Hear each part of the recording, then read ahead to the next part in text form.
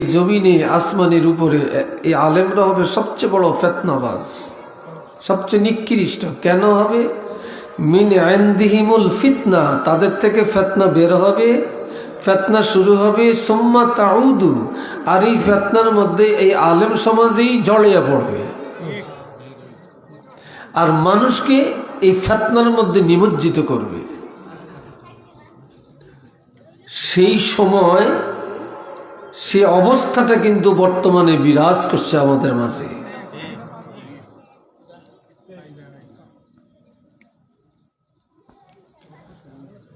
হাজরিন, এই হাদিসের শুরুতে রাসূল বলছেন, ইউশিকু আন ইয়াতি আলান নাসি জামানুন লা ইয়াবকা মিনাল ইসলামি ইসমু ওয়ালা ইয়াবকা মিনাল কুরআনি ইল্লা রাসমু মাসাজিদুহুম আমিরাতুন ওয়া হিয়া খারাবুম মিনাল হুদা।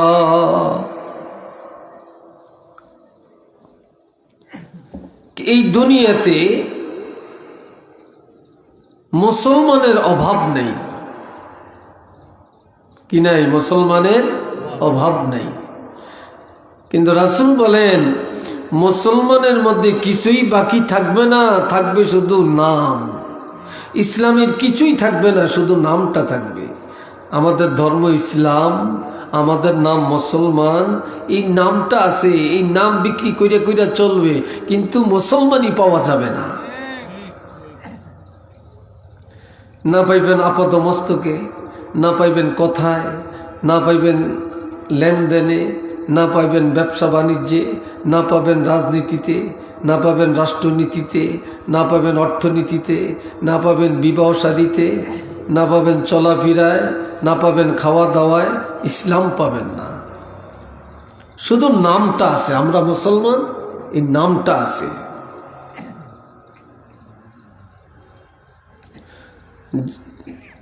দুনিয়াতে সব ভালো পাওয়া যায়, ভালো পাওয়া যায়, কিন্তু ভালো মুসলমান পাওয়া যায় না। কিরে ভাই, ঠিক না? সবই ভালো পাওয়া যায় এখন, কিন্তু ভালো মুসলমানের অভাব আছে কি নাই? যথেষ্ট অভাব আছে।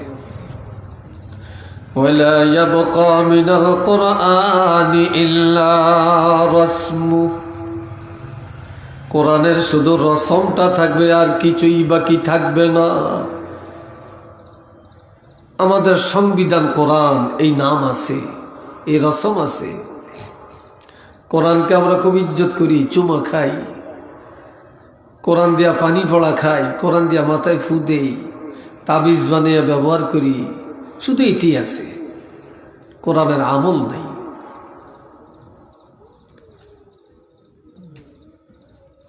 মাসাজিদুহুম আমিরাতুন ওয়া হিয়া খারাবুম মিনাল হুদা।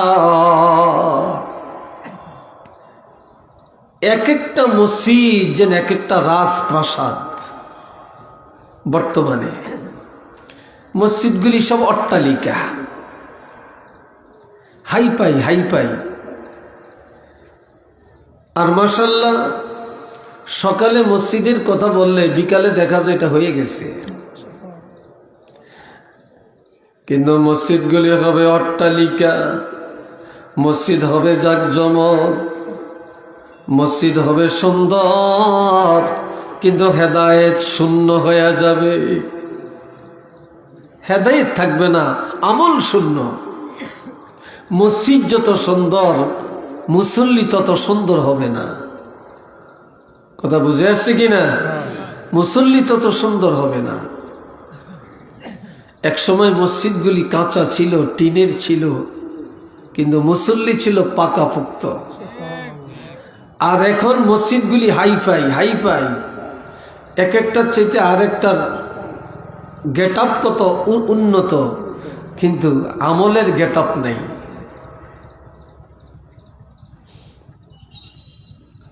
আমলের গেট আপ নেই। এই কিয়ামতের আগে রাসূল বলছেন খুব দ্রুত সময়ের মধ্যে চলে আসতেছে তোমাদের মধ্যে। আর এই সময় ঈমান ও ইসলামের উপরে মজবুত থাকা অনেক কষ্ট হয়ে পড়বে। কথাগুলো বুঝতেছেন আমার? আমি একটু আস্তে ধীরে কথা বলি, আমি আবার অত চিল্লিয়ে মিল্লাই না, একটু ধীর গতিতে কথা কই। এই মাসটা হলো নবীর মেরাজের মাস, ঠিক নেই? মেরাজ অর্থ কি? সিঁড়ি বা সোফান, ধাপ। এই মেরাজ নিয়েও এখন ফিতনা চলছে। আমার নবীর মেরাজটা এটা কি সত্য না মিথ্যা? একটু জোরে বলবেন না সত্য হইলে? মিছার কিছু আছে?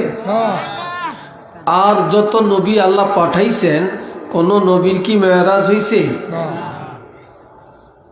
মেরাজ হয় না। তো ওই যে বলছে রাসূল, ওই হাদিসে, আগের হাদিসে, উলামাউহুম শাররু মান তাহতা আদিমিস সামা, আলেমরা হবে নিকৃষ্ট। কেন? সারা জীবন শুনছি রাসূল সশরীরে মেরাজ করছেন, আরশে আজিমে গেছেন, ঠিক না? আর এখন কোন আলেমরা, নাম করা আলেমরা হাজার হাজার মানুষের সামনে বলতে আছে, ওয়াজের ময়দানে বলতেছে যে নবীর মেরাজ হইছে, তবে আরশে আজিমে গেছে এমন কোনো প্রমাণ নাই। সহিহ তো হাদিসে নাই, দুর্বল হাদিসেও নাই। একটু নাউজুবিল্লাহ বলেন না রে ভাই। এখন এই তাদের কথা শুনে তাহলে মানুষের ঈমান কি বাড়বে না ঈমান ধ্বংস হবে?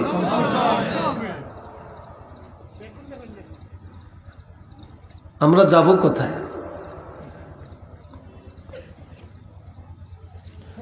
আল্লাহ, অথচ আল্লাহ হাবিব রাহমাতুল লিল আলামিনের হাজার হাজার মুজিজা, তার মধ্যে প্রথম মুজিজা হলো নবীর উপরে আল্লাহ কোরআন নাজিল করেছেন। এই যে কোরআন শরীফ আমার নবীর উপর আল্লাহ নাজিল করছেন, এটা সর্বশ্রেষ্ঠ মুজিজা, এর উপরে আর কোনো মুজিজা নাই। দ্বিতীয় নম্বরের মুজিজাটা হলো আমার প্রাণের নবী রাহমাতুল লিল আলামিনকে আল্লাহ মেরাজের দাওয়াত দিয়া আরশে আজিমের ব্যবস্থা নেওয়ার ব্যবস্থা করেছেন। একটু আলহামদুলিল্লাহ জোরে বলেন।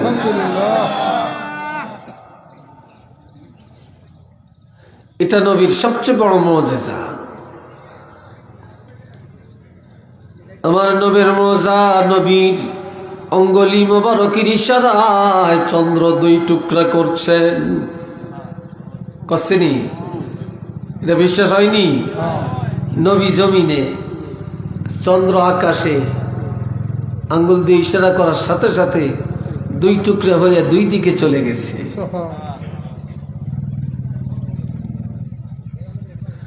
হাজিরিন, আমার নবীর মুজিজা একটা নয়, দুইটা নয়। নবীর মুজিজা এমনকি নবীর কথা মুজিজা, নজর মুজিজা, ঘাম মোবারকে মুজিজা, নবীর পেশাব মোবারকে মুজিজা, পায়খানা মোবারকে মুজিজা, খানার মধ্যে মুজিজা, বিবাহের মধ্যে মুজিজা, ব্যবসার মধ্যে মুজিজা, চলার মধ্যে মুজিজা। রাসূলের পুরা জিন্দেগিটাই হলো মুজিজা।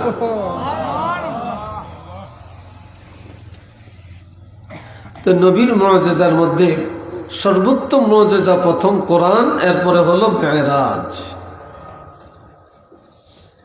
এখন এই মেরাজটা আমার নবীর কেন হইছে?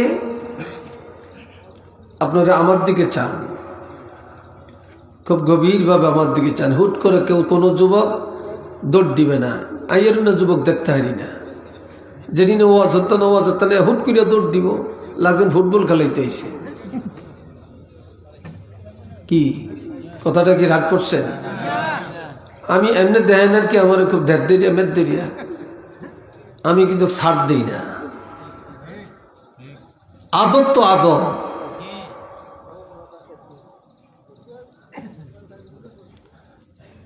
এ ভাইরা রে আমার, তিনটা কারণে নবীর মেরাজ। চিল্লিয়া বলেন কয়টা?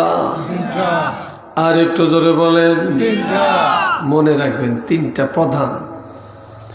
আর মেরাজের দফা হইল 17টা। কয়টা? 17টা। মূল কারণ হলো তিনটা। এক নম্বরে সান্ত্বনা দেওয়া, 2 নম্বরে প্রশিক্ষণ দেওয়া, 3 নম্বরে উদ্বোধন করা। উদ্বোধন, এই যে মাহফিলটা যখন শুরু হয়েছে তখন যে কোনো একজন ছাত্র বা যে কেউ কোরআন শরীফ পড়িয়া শুরু করছে, উদ্বোধন হয়েছে, অথবা মিলাদ পড়ছে, দোয়া করিয়া শুরু করছে, এটা উদ্বোধন হয়েছে, তাই না? আবার মসজিদটা যখন করা শেষ হয়েছে, এলাকার মানুষের দাওয়াত দিছেন, বড় বড় ধনী করে, বড় হুজুর করে দাওয়াত দিছেন, দাওয়াত দিয়া উদ্বোধন করছেন, জুমার নামাজ পড়িয়া উদ্বোধন করছেন। কথা ঠিক কিনা? উদ্বোধন করছেন। একটা রাস্তা করে, একটা ব্রিজ করে, কোনো একজন এমপির নাম দিয়া, নেম প্লেট দিয়া এটা উদ্বোধন করে। এমনটাই তো সিস্টেম।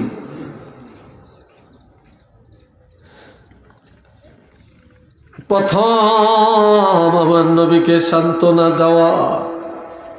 কেন সান্ত্বনা? আল্লাহর হাবিব রাহমাতুল্লিল আলামিনের নবুয়তের 10ম বৎসরে 2টা নেয়ামত হারালেন। একই বছরে কয়েক মাস আগে পরে নবী স্ত্রী আমাদের মা হযরত খাদিজাতুল কুবরা রাদিয়াল্লাহু ইন্তেকাল করছেন।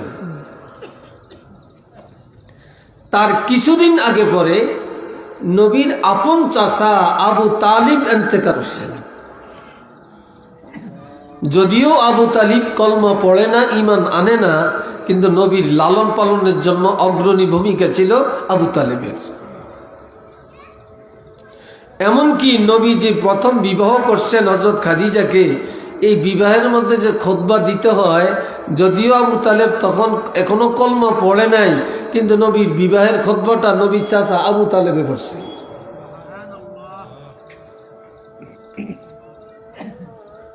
এ ভাইরা রে আমার,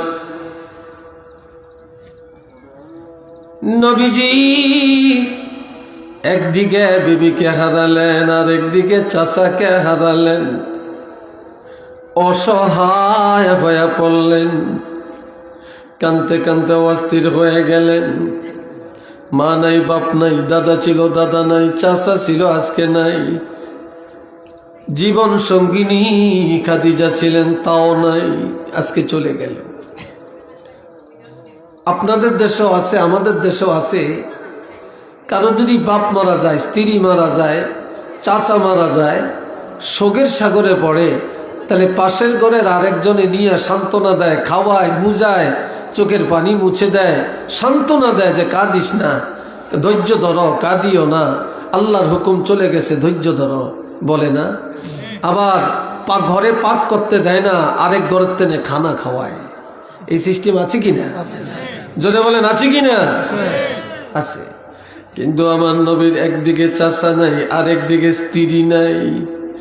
নবী শোকের সাগরে কাতরাচ্ছে, কিন্তু কেউ আমার নবীকে খাওয়াবে নাই, সান্ত্বনা দিবে তাও নাই। এই জন্য আমার আল্লাহর হাবিবের জন্য আরশে আজিমের দাওয়াত পাঠায়া দেন। হাবিব, মক্কার জমিনে কেউ আপনাকে সান্ত্বনা দিবে, এটা আমি আল্লাহ চাই না। আপনার সান্ত্বনার জন্য আমি আল্লাহই যথেষ্ট। আরশে আজিমের দাওয়াত দিলাম, আপনি যখন আরশে আজিমে আসবেন, আমি আল্লাহর সাথে দিদার হবে, আপনার মনের দুঃখ মিটিয়ে যাবে। এই জন্য ওই বছরটাকে আমুল হোজন, শোকের বৎসর বলা হয়। কিসের বৎসর? শোকের বৎসর।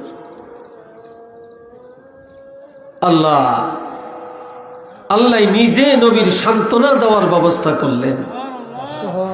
এই জন্য এই মেরাজের প্রথম কারণটা ছিল সান্ত্বনা। সান্ত্বনা। দ্বিতীয় নম্বর, এ ভাইরা রে আমার, শিশুকালে ছেলেরা মাঠের মধ্যে খেলাধুলা করে,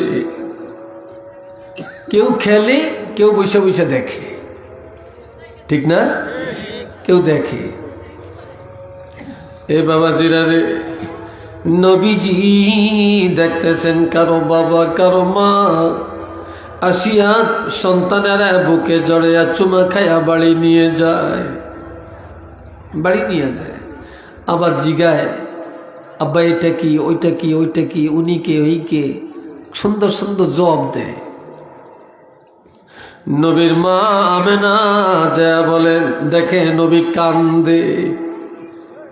সব ছেলেকে বাপ আসে, মা আসে, আইসা কোলে করে নিয়ে যায়, আর ছেলেরা কত কিছু জানে। বাবা উত্তর দেয়, আমার বাপ আসে না কেন?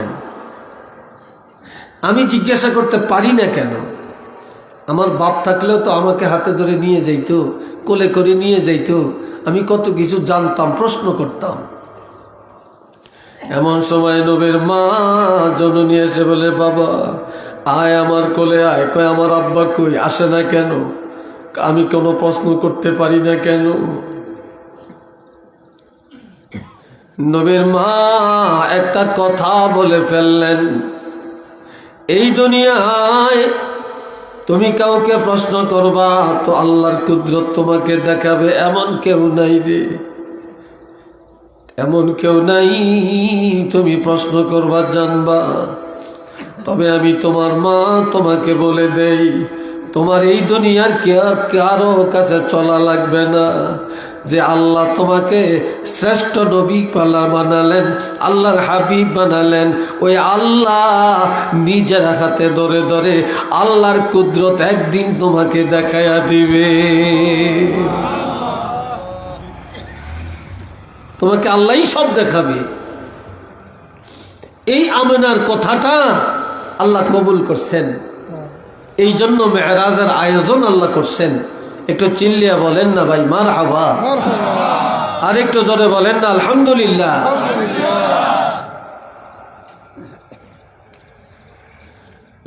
আল্লাহ, আপনাদের মাহফিলে মানুষ কি এরমই হয় নাকি? হ্যাঁ, কত কইব, কতক্ষণ ঠান্ডা লাগে? কোনাই ঠান্ডা, কিসের ঠান্ডা, হুদা কথা। হ্যাঁ, লাস্ট টাইমে ওই যে কইছি, কইছে যেটা কইছে হেঁটেই। হায় রে বাবাজিরা আমার, শুনেন তো। যাক, আপনারা যারা আছেন, আপনারা তো দিলের কানে শুনতেছেন নাকি? শুনেন, খুব খেয়াল করে শুনেন। 2 নম্বর পরে আমার নবীর মেরাজটা হলো এটা আল্লাহর সৃষ্টি জগৎ উদ্বোধন করা। আমার প্রাণের নবীর মেরাজের ব্যবস্থা করে আল্লাহ আসমানে বানালেন, জমিন বানালেন, আরশে আজিম বানালেন, লৌহে মাহফুজ বানালেন, বেহেশত বানাইলেন, দোজক বানাইলেন। আমার আল্লাহ সিদরাতুল মুনতাহা বানাইলেন। আল্লাহ পাক সৃষ্টি জগৎ যত বানাইলেন, তবে এগুলা উদ্বোধন করেন না। আল্লাহ এক একটা মাখলুকের মধ্যে নবীর এক একটা নাম বসায়া দিয়া এই মেরাজের রাত নবীকে ভ্রমণ করায়া আল্লাহর সৃষ্টি জগৎ উদ্বোধন করে দিলেন।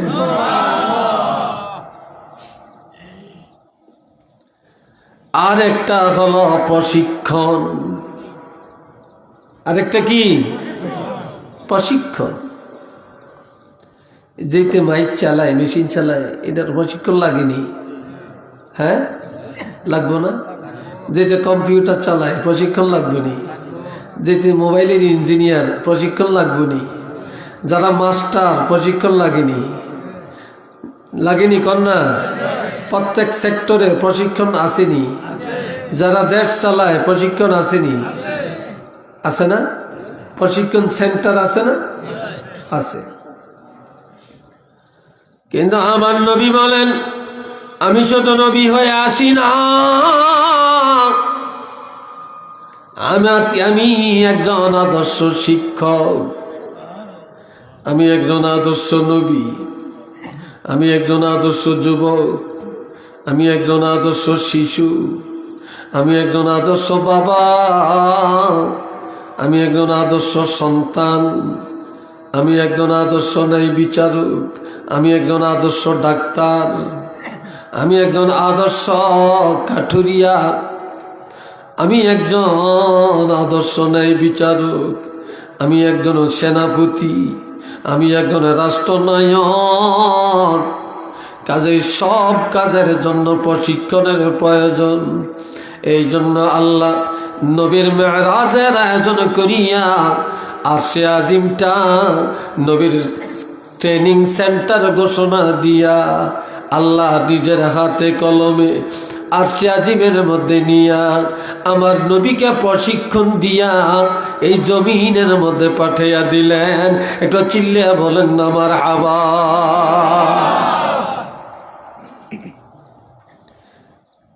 নবুয়তের 10ম বছরে হলো মেরাজ, 11 বছরে হলো নবীর হিজরতের অর্ডার। আগের বছর মেরাজ, পরের বছর হিজরত। এর আগে হিজরতের অর্ডার হয় না, কারণ নবী প্রশিক্ষণ এখনো হয় না, প্রশিক্ষণ প্রাপ্ত হন না। মেরাজে নিয়া আল্লাহ সব প্রশিক্ষণ দিয়া এরপরে মদিনায় যাওয়ার অর্ডার দিলেন। এবার বললেন কিভাবে দেশ চালাতে হয় আমি শিখাইলাম, কিভাবে যুদ্ধ করতে হয় জানাইলাম, কিভাবে সেনাপতি করতে হয় জানাইলাম, শিক্ষকতার মর্যাদা জানাইলাম। এইভাবে আমি আল্লাহ আপনাকে সব কিছুর প্রশিক্ষণ দিয়া পাঠালাম। এইবার মদিনায় যান, মদিনায় যায়া মদিনা থেকে ইসলামী রাষ্ট্র কায়েম করেন। একটু চিল্লিয়া বলেন সুবহানাল্লাহ। এই আরশে আজিমটা নবীর জন্য হইল ট্রেনিং সেন্টার। কথা বুঝছেন তো? এই বললাম মেরাজের 3টা কারণ। এবার দুরূদ শরীফ পড়েন, সাল্লাল্লাহু আলা মুহাম্মদ সাল্লাল্লাহু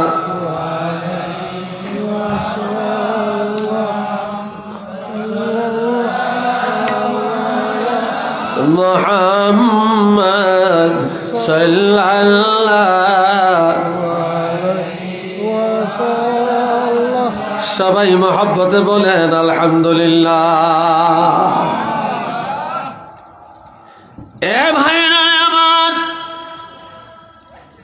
আল্লাহ পাক বলেন সুবহানাল্লাযী আসরা বিআবদিহি লাইলাম মিনাল মাসজিদিল হারামি إلى المسجد الأقصى الذي باركنا حوله لنريه من آياتنا إنه هو السميع البصير।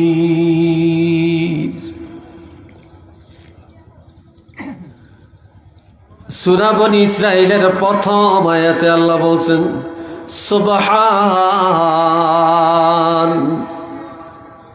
কি বলছেন? সুবহান বলছেন। এই সুবহানের প্রথম অর্থ হলো আল্লাহ পবিত্র। আল্লাহ কি? পবিত্র। আর এই সুবহান বলা হয় আশ্চর্যের ক্ষেত্রে। যখনই কোনো আশ্চর্যের কথা, আশ্চর্যের আলোচনা আসে, তখন আমরা চিল্লায়া বলি সুবহানাল্লাহ, বলি না? কিন্তু এই মেরাজটা নবীর জন্য ছিল আশ্চর্য। এটা আশ্চর্যের ঘটনা। একই রাত বা একই রাত্রের পুরা অংশ না, কিছু অংশ সময়ে বাইতুল মুকাদ্দাসে নিলেন, সেখান থেকে ঊর্ধ্ব জগতে নিলেন, 7 আসমান ভ্রমণ করালেন।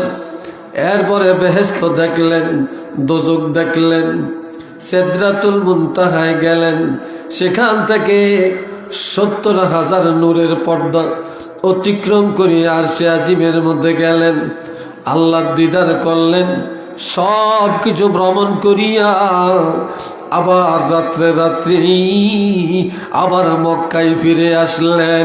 এই জন্য আল্লাহ নিজেই বললেন সুবহান, এটা আমার হাবিবের জন্য কতই না আশ্চর্যজনক।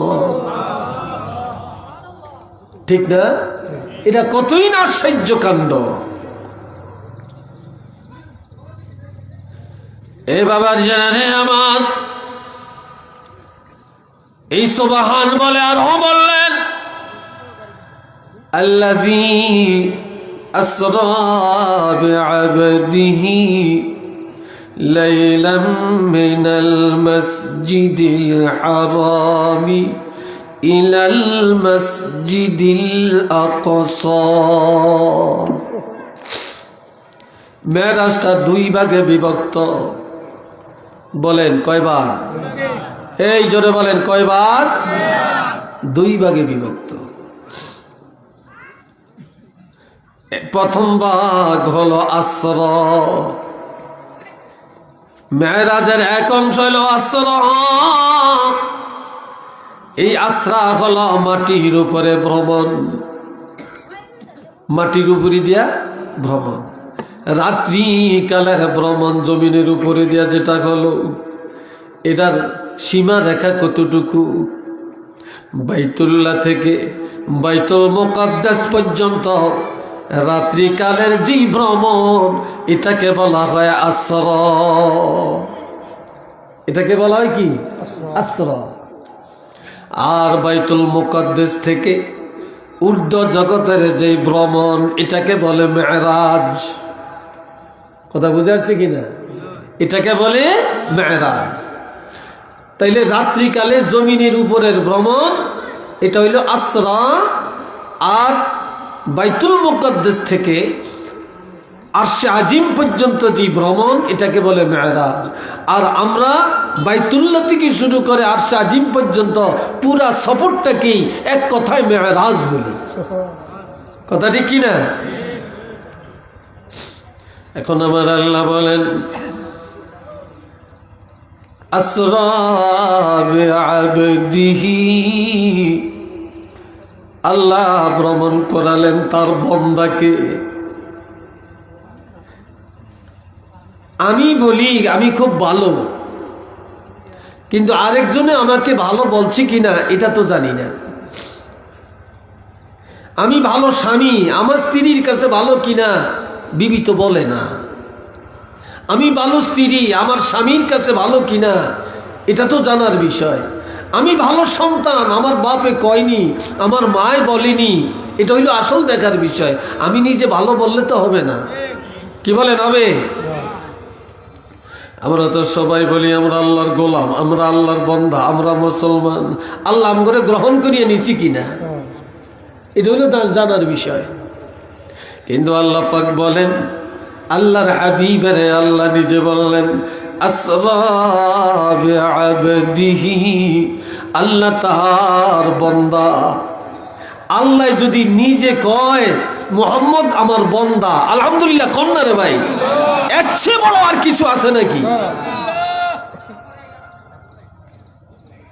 আবদিয়াতের গুণাগুণ অর্জন করা এটা সবাই ভাগ্যে হয় না, সবার ভাগ্যে হয় না। অনেক অমুসলিমরা হরে হরে কৃষ্ণ কৃষ্ণ রাম রাম কইয়া ডাকে, আবার কান দেহ হেরো মনে করে হেরো আল্লাহর গোলাম, হেরো আল্লাহর বন্দা। বন্দা ঠিক, তবে এরা হলো কি? এরা হলো দাওয়াত, এরা ইজাবাত না। যারা নবীর দাওয়াত মানছে তারা হলো ইজাবাত, আর যারা নবীর দাওয়াত মানে না তারা হলো দাওয়াত। কিন্তু তাদেরকে কি আল্লাহ বন্দা বলছে নাকি? এত মুখে মুখে বলে। কিন্তু আল্লাহর হাবিবকে আল্লাহ সরাসরি বললেন আল্লাহ তার বন্দাকে অর্থাৎ তার হাবিবকে আল্লাহ ভ্রমণ করাইলেন। একটু মার হাবা কন। কতটুকু কোন জায়গা থেকে? আসরা বিআবদিহি লাইলাম মিনাল মাসজিদিল হারামি ইলাল মাসজিদিল আকসা। মসজিদে হারাম বাইতুল্লাহ থেকে জেরুজালেম বা ফিলিস্তিন মসজিদে আকসা পর্যন্ত ভ্রমণ করালেন। এই ভ্রমণটা নবীর নিজের থেকে হইছে না আল্লাহ করাইছে? এই জোরে কয় না, কে করাইছেন? আল্লাহ করাইছেন। আল্লাহর নবীর যত গুণাবলী, নবীর যত কৃতিত্ব সব আল্লাহর পক্ষ থেকে। চিল্লিয়ে বলেন, কার পক্ষ থেকে? আল্লাহর পক্ষ থেকে। আলহামদুলিল্লাহ বলেন না। নবী যা জানেন, যা করেন আল্লাহর পক্ষ থেকে। নবী যা গায়েব জানেন, অদৃশ্য জানেন, আল্লাহ যতটুকু জানাইছেন, একটু আলহামদুলিল্লাহ বলেন।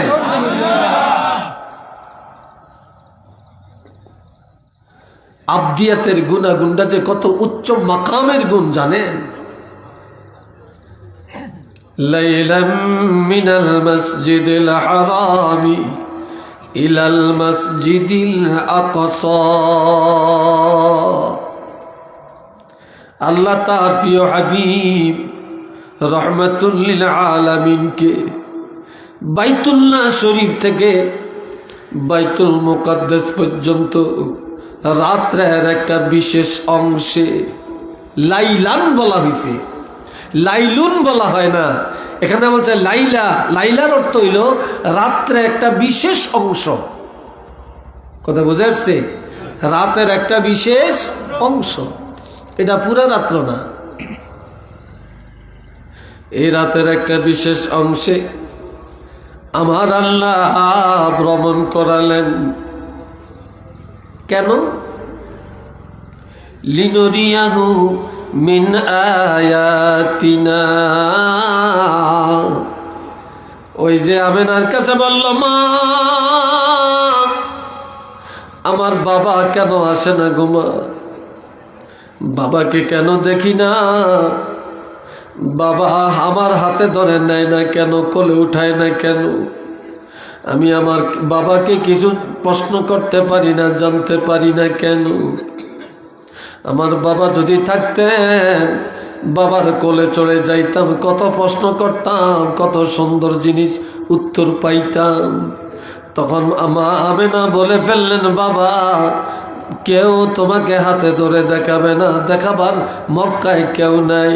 তবে তুমি অপেক্ষা করো, আল্লাহ রাব্বুল আলামিন আল্লাহর কুদরতি হাতে ধরে ধরে আল্লাহর জগৎটা আল্লাহ নিজেই দেখাইয়া দিবে। সেই কথাটা আল্লাহ কবুল করছে। এই কথাটা আল্লাহ কি করছেন? আল্লাহ কবুল করে রাখছেন।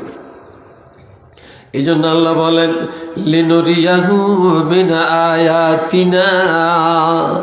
আমি আল্লাহ আমার কুদরতের নিদর্শন, আমার সৃষ্টি জগৎ একটা একটা করে পরিদর্শন করাবার জন্য আমি আল্লাহ রাত্রিকালের এই ভ্রমণটা করাইলাম। একটু আওয়াজ দিয়া বলেন আলহামদুলিল্লাহ।